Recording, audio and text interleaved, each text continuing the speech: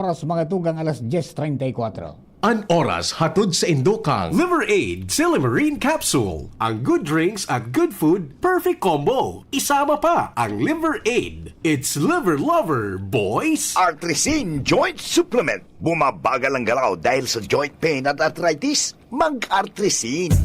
Uy, aram mo na daw ang bareta? Ano ito? O day mo pa aram? Anarin nga ni. Maray pa, aramon niya to unyan sa DCGB. Nata, ano man dapat kong maaraman dyan?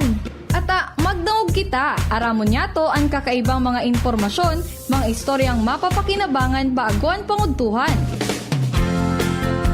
Totoo yan! Uya na ang programang Aramon Yato digdi sa DCGB. Kaiba si Mardela. Aramon Yato.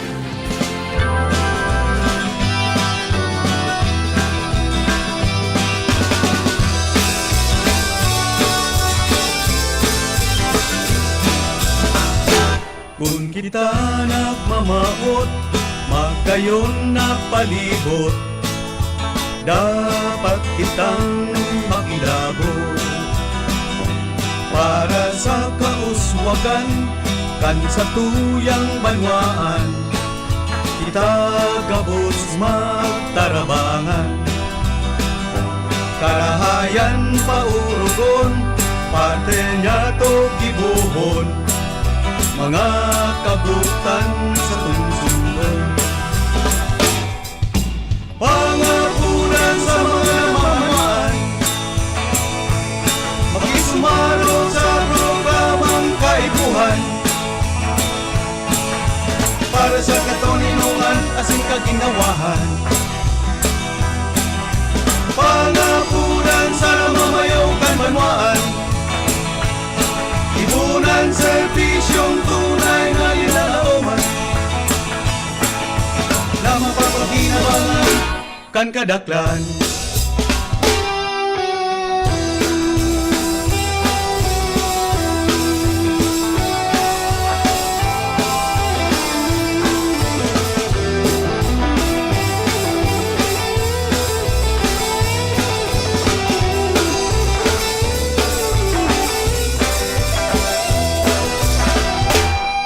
Kita nagmamaot, magkayon na palibot.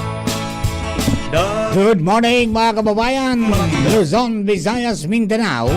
Para sa kauswagan, kan sa tuyang banwaan, kita gabos Sa satuya po ng mga kababayan na nakantabay sa 18 riyon kang Pilipinas, paurugot. 82 na probinsya, Yato 33 na highly urbanized cities, 116 na mga iba-ibang mga syudades, 1,500 o kaya 1,493 na munisipyo, as in 42,000 na barangay. Good morning. Ini po si Mardela Deng iba. Sadit sana Ferotian. Welcome po sa programa. Aramon niya itong pong aldaw na inin Wednesday o kaya Thursday. Dahil Webis po niyan hanggang alas 11 lang po kita. Kapag alas 11 papasok po ang ating friendship from DNR Regional Office number 5 para po sa sendang programang Kapalibutan ta, Tamanan ta. Every Thursday po yan, 11 to 12 noon. Kaya antabay po kamo para ma-update kita kan mga pinagigibo kan sa tuya po na ano yan,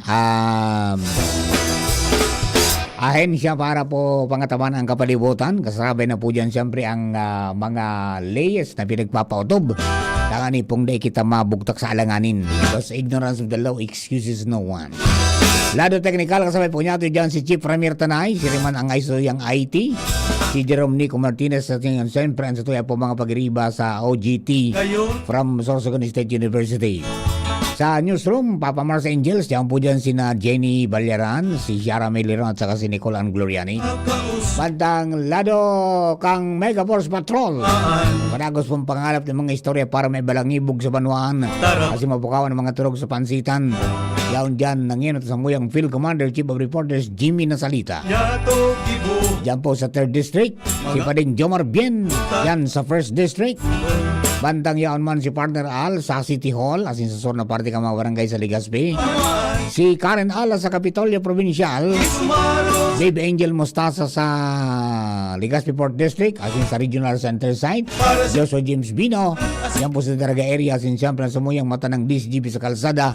Henry the Boy Mata, ang piloto ng Mobile. Kami po ka boss, minasaludar mga kababayan. Napapin sa magbang morning sa mga birthday celebrators. Happy birthday! Many returns of the day, more life, prosperity, and happiness. Na mapapaginabangan. And naman po sa mga kababayan po niya itong mga paraoma, good morning.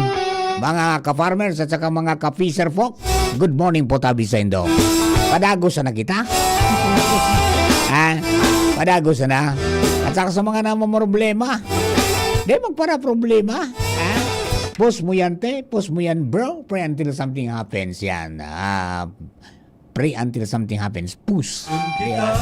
Ayan. Pero, good morning kay Don Miguel Chel de Vera.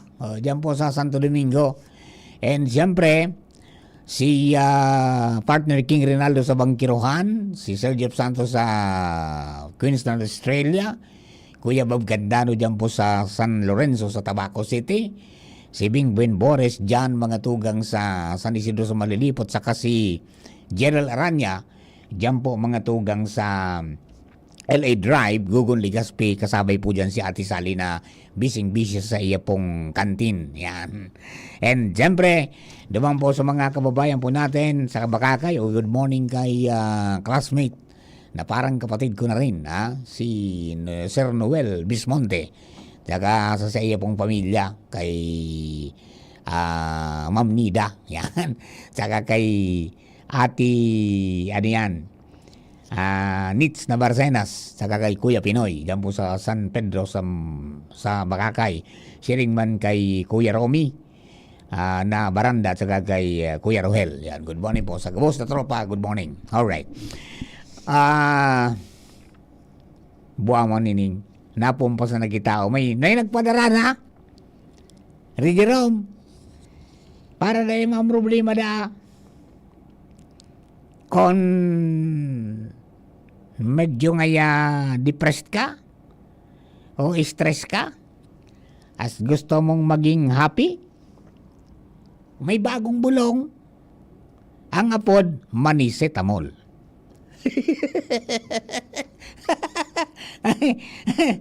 Your happy pill, Manisetamol. Ang yan, very good man yan. Good vibes kita tangani po na. Alright. O bueno, mga tugang dumang po sa mga kababayan ta. Siguro dapat na pasabuto na naman mga tugang sa mga nagbabiyarahe baga nin mga aggregates manungod sa mga prohibisyon asin mga dapat nagiribo ni da pang nag-agi sa tinampo. Tadakol na po naman ang naglikakaigwan ng problema. So mga daing takop, mga tugang na nagdadaralaga ng mga truck, whether it is dump truck, mga tugang o yung mga elf, kung ano pa man na klase ng bikulo, dapat nakatakop ng trapal, tangani pong da ipaglayog lalo kung baybay ang karga. Pandua, pagriparoon tabi kung may luho, o kung nagkaurula na, saka nakaging banggi, mga tugang, nagkasiribot dyan mga tugang so mga pulis, so fire department, so BFP, pagkatapos so mga kabarangay, asin iba pang nasa Disaster Risk Reduction Management Office. Dahil may nadiskuido, mga tugang dyan mismo sa Basud Bridge, nabangga kan kotse, sumotor, tapos sumotor, nilayog man. Marin tadaing nadiskwidong dakol. Ano ang dahilan kung ata, may nawawa mga tugang na baybay sa tao mismo. As hindi kang ibang maagihan, mga tugang, duman sa tao kang Basud Bridge. Di lamang niriparo binayaan sa nakanagwawa duman. Bakong nasibot so mga pag-iriba, sagkod so fire department mga tugang so BFP, nasibot kika pa-flashing, kaso sumpit. Oy mga amigo tabi, na involved sa ayan pong ano yan, howling ka mga aggregates, pakiripado. At bako naman yan tama. Nakupinkita tayo ng malaki na mimirisyo pa kita. O pinirisyo pa nindo so BFP. Di ba? Tabata nga ning kunyana, iyang pinagreserba sa naman bagayan ko ta na sa mga mga insidente po ning sulok. Kundi nagugulpi nagigamit ang kunyan. Ang BFP. Magaygonin pagtugang bulkan. Tapos nagkawarairak mga tugang suabo. Kaipuan so BFP. Di ba? May nawasak, may nawaltak na mga tugang na mga baybay. Na nagsiserving delikado pwede blentong blektad ang motorsiklo, iba pang bikulo. Kaipuan so BFP tama plasing. Sa palengke, kung medyo iba na ang parong, mari ko sulok alagad mo, maplasing. BFP na naman so kaipuhan. Pag dainin tubig, sa sarong lugar, kaipuan magrasyon, so BFP na naman. Nagugulpi na. Tabi, pagkatapos yung gamit po ninda, siyempre yung wirintir ka yan, di ba? Kairak man, mga tugang kang arog ka na sistema, na garubagang sindana sana ang kunyan, ang pirming na pupamuringtan. Di ba? Sindana sana ang pirming nare-requestan. Dahil man makasayo, mata natural, mga tugang, yaw man sana sugamit. Di ba? Yan. Good morning kay KB430 hanggang 09. Good morning tabi sa mo, Sir Chuck. And good morning kay 43017 sa mo yung El Presidente, Sir Francis Bualoy. And good morning man kay KB349181. Uy, mapista na dyan sa Indo, amigo. Sir Jess, mapista na. Musta sa lahat ng Sir and Ma'am Kabalikat Ginubatan Chapter. Mapista na sa Ginubatan pala malapit na August, di ba? At may magbabalik daw, sabi ni Mayor Gemma, yung magbabalik ang mahabang lamesa sa kalsada na pano ng longganisa. Mabudol fight na naman kita daw. Alright. O yan po tabi, pakiulay lang. Napiperisyo naman so nagkakapira. Na-aksidente pagkatapos dahil lamang ni Hoy ni Haiso nagwalta ka ito po tabing baybay. Di ba? Ayan nga ni dapat kang banggi bagay na magbirahe bagay yan dapat. Dapat magbirahe sa nin aldaw. Pagbanggi day na. Di ba? Tanganin po mag-iariglado. Okay. Papa Mar, good morning po tabi sa imo. Puwerte baga ang kaatado mo. Day kaya nagmaraso mga kunyang kaya yun ay sinulog kong pangrimate. Pangmalakasan na ni boss. Alright. Okay, good morning mga tugang sa mga kababayan po niya to and salamaton digdi po sa Bureau of Fisheries and Aquatic Resources dive team bako lang palan Santo Domingo ang sa indang assess pati na mga tugang sa iba pang parte kang kadagatan na may mga mayaman na coral reefs na pwede mga tugang na maging dive site, di ba? Ngani na yan, maging aware ang mga kababayan ng pangatamanan yan po na natural na kayamanan na pinagtaukan malda Diyos, di ba? Pagpararauton as in kung magkaigwaman mga tugang nin mga development along the coastline, dapat na protiran ta po na yung siltation day makadanyar mga tugang sa mga coral reef. Tayan po ang naging leksyon mga tugang duman sa Baliti sa Santo Domingo. Nanutaran nila doon rakol ng mga coral reefs na nagkagaradad natambunan na po ng mga dugi because of the siltation dahil ali po duman sa construction ng tinampo. Pagkatapos siyempre so kawara na ning kahoy sa kabubuldan nagkabiriyo-biyo na. No? Kaya sana maging po yan, maging aware kita kayan pangatamanan tapos para sa tema sa masunod pong generasyon tabi yan na pinagpapagbalangibog tang. Yo. Alright, dugaan na istorya. This time, nasa linya si Partner Al Armario. Partner Al, good morning, please come in. Salamat, partner. Padagos na tatawan atensyon kan gobyerno lokal, kan Legazpi, an mga paraoma, asin parasira. Pahayag ni Alkalde Isyam Ismail na espesyal na atensyon nabigataw ngunyan kan syudad sa presenteng sitwasyon tan mga yaon sa pamitisan mayon dahil dakulaan peligro sa hanap buhay lalo pa sa pagkatanong na man sanaan pigasahan asin pag-aataman hayop kan kadaklan sa mga yaon sa pamitisan kan mayon lalo pa ngunyan na peligroso ang sitwasyon ninda. Gabos na paagi napigigibo man ngunyan kan gobyerno lokal na magkatarabangan maski sa salit na bagay ining mga oma. Manonotaran may ayuda man halit sa gobyerno nasyonal para sa mga qualified na paraoma pati na mga parasira. Nagkatarawan man sinda nin 2,300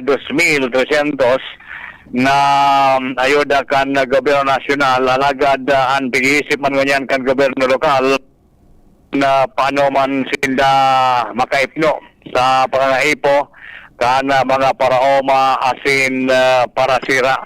At least salit na paagi man na paginguha ka na gobyerno lokal para siguraduhon na at ang pangatamanan ang sektor kan mga paraoma asin parasira na sindaan na talagang naging printera na mga pangaipo pangoral daw kaya ayaon ang syudad na dahil sinda pinapabayaan. Iyon.